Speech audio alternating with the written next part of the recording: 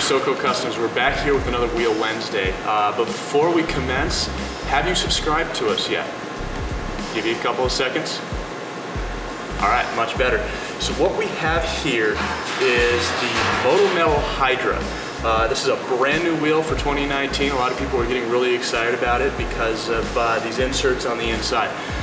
The black wheels will come with a silver insert. The silver wheels will come with a red insert.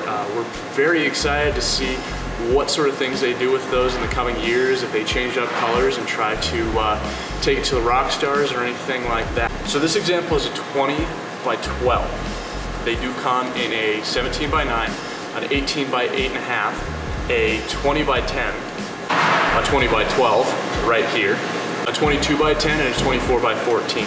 So this one does have a -44 offset, which will poke you out a little bit beyond your fenders and everything like that. So please give us a like, give us a subscribe, leave in the comment section below what you think of these wheels, whether you'd run them on your truck or not, and we'll be happy to hear from you. Thanks.